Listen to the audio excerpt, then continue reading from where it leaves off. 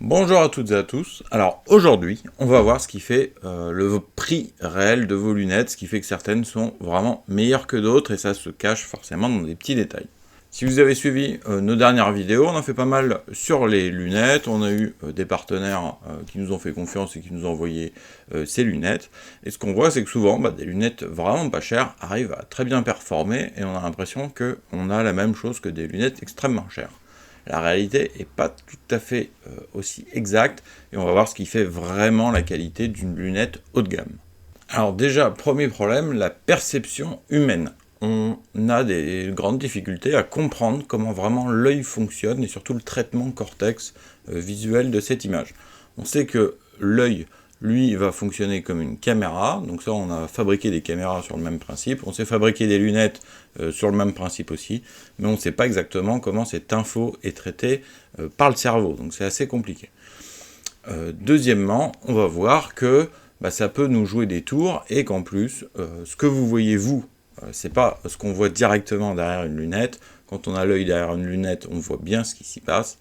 Déjà, moi, si je vous filme cette lunette, vous allez avoir une caméra qui va filmer à travers une lunette, vous allez perdre en qualité, et en plus, cette vidéo, je la mets sur YouTube, et vous la voyez derrière un écran, donc ça fait beaucoup d'écrans qui font des interférences et qui sont loin de donner ce qu'on voit vraiment dans la réalité. Donc c'est bien pour comparer deux images identiques au même moment, on arrive à voir ce qui est mieux chez l'une que chez l'autre, mais ça rend pas du tout ce qu'on voit directement derrière la lunette en réalité sur notre terrain. Le critère le plus important sur le prix, ça va être notamment la capacité des lentilles de cette lunette à corriger les aberrations optiques. Donc ça, c'est ce qui est le plus important sur le haut de gamme, et ça va se voir surtout sur des versions plus sophistiquées, avec généralement un peu plus de lentilles. Elles vont être conçues pour éliminer tout ce qui est distorsion aussi d'image géométrique et enlever les artefacts de couleurs, ce qu'on appelle les franges colorées, qui sont souvent violettes, vertes. Donc ça va être du coup plus de lentilles, plus cher, plus de précision, donc forcément encore plus cher, mais une image beaucoup plus belle. On va voir un autre paradoxe, c'est celui de la luminosité. On sait que les lunettes ont une certaine transmission de lumière, donc ça c'est la luminosité apparente, c'est un ratio technique, c'est le pourcentage de la lumière qui rentre par l'objectif et qui ressort par l'oculaire. On a parfois des illusions de clarté, des lunettes qui peuvent être plus modernes et extrêmement simples, ne vont pas avoir beaucoup de lentilles, et du coup, moins vous avez de lentilles, plus la lumière va traverser facilement. Donc parfois vous avez des lunettes pas chères, qui donnent l'illusion d'une meilleure clarté, ou même parfois qui sont clairement plus claires. Parce que moins de lentilles, et comme on sait que chaque morceau de verre va absorber un petit peu de lumière, moins il y aura de lentilles, plus ce sera lumineux. Donc on peut avoir ces lunettes vraiment pas chères, et avec une extrême luminosité, qui sont parfois même meilleures que des très chères, mais vous allez avoir une image qui est moins bien définie, et ça on va voir que c'est important, parce que plus votre image va être définie, c'est-à-dire des couleurs vives, des bords bien tranchants, en fait notre cerveau lui va interpréter ça comme étant plus lumineux et plus net. Même si physiquement il y a moins de photons, la transmission est moins bonne. Donc en fait il y a tout un tas, on va avoir de petits paradoxes qui vont faire que des lunettes peuvent paraître meilleures que d'autres. C'est pas forcément le cas, ou parfois c'est notre œil lui-même qui va nous jouer des tours. Il faut se méfier aussi, l'œil humain est vraiment très fort, et le cerveau aussi, c'est très dynamique, donc notre œil il fait des micro-ajustements constants, il va compenser beaucoup de choses qu'on voit directement, notamment éliminer les petits défauts, et imaginer ou remplir les choses avec le reste de votre cerveau. La caméra, elle est impitoyable, elle est fixe derrière, souvent si elle est décalée même d'1 millimètre, les bords de l'image vont paraître plus flous ou déformés, alors que l'œil, lui, ne verrait aucun problème. Donc encore une fois, c'est vraiment très difficile de réaliser les tests si tout n'est pas parfaitement aligné, imbriqué. C'est très compliqué, et ça peut parfois vous faire croire qu'une lunette est très mauvaise, tout simplement parce que la caméra n'est pas bien alignée avec le reste de la lunette et la cible. Donc ce nombre de lentilles, il peut varier. Généralement, une lunette de tir va contenir entre 10 et 20 éléments de lentilles. Donc, par exemple, quand vous avez un multiplicateur assez important, vous passez d'un zoom 3 fois à un zoom 8 fois, ça va demander beaucoup plus de verre pour corriger l'image à chaque niveau de grossissement. Donc ces lentilles vont être beaucoup plus sophistiquées, il va falloir plus de traitement de lumière et d'image pour que ça absorbe cette lumière et que ça rentre dans votre œil. Et il va y avoir aussi généralement plus de traitements, les coatings.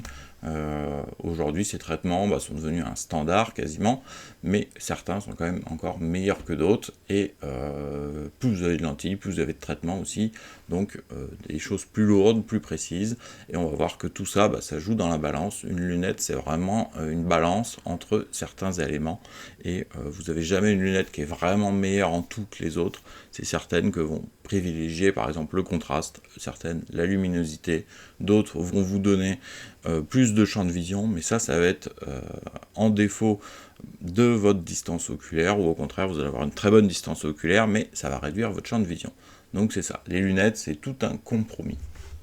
Et ce qui va vraiment jouer sur le prix et la qualité de votre lunette notamment maintenant, c'est la performance en basse lumière ou dans des conditions difficiles, c'est-à-dire avec beaucoup de zones claires-obscures. Si vous tirez par exemple dans des anciens stands militaires qui sont à moitié couverts, vous allez avoir des effets de lumière assez différents.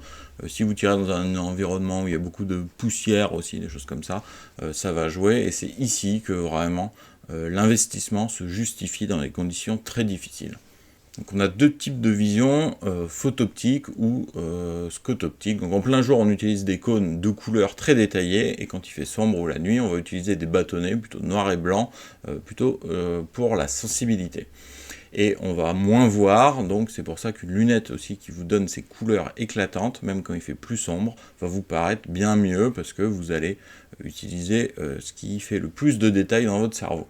Alors qu'une lunette qui va vite être sombre, vous allez perdre en qualité, votre œil va gérer un peu plus cette sensibilité. Sur le gain de temps aussi, c'est très important, une lunette haut de gamme qui préserve donc d'excellentes couleurs et va permettre d'avoir cette vision plus précise pendant quelques minutes de plus, et une acquisition, un confort derrière cette lunette qui sera aussi beaucoup plus important. Donc ça c'est intéressant quand vous passez beaucoup de temps derrière la lunette. Et ce gain de temps, notamment le soir ou le matin, peut faire vraiment la différence, notamment à la chasse, où c'est vraiment les conditions optimales, et là on va vraiment vouloir aller chercher cette performance. La taille de l'objectif forcément va jouer, alors pas forcément autant qu'une excellente qualité, mais il n'y a pas photo, quand on utilise des qualités égales de verre, un objectif par exemple de 56 mm capturera forcément plus de lumière qu'un objectif de 42 mm. Donc voilà, si vous voulez avoir un maximum de lumière, de clarté, il faut aller vers un plus gros objectif, et à contrario, quand vous avez des petites lunettes type battu, tir de vitesse 1.6, 24 par exemple, vous allez avoir un très petit objectif, pas beaucoup de lumière, donc privilégiez des lunettes par exemple même à grossissement fixe, mais avec un plus gros objectif, vous aurez plus de lumière et plus de qualité. Donc, je vous remercie d'avoir suivi ce podcast, vous allez en savoir plus comme ça sur les lunettes, et vous pourrez briller dans les dîners. Et en tout cas, on vous dit à bientôt pour de nouveaux trucs et astuces sur le tir et le rechargement.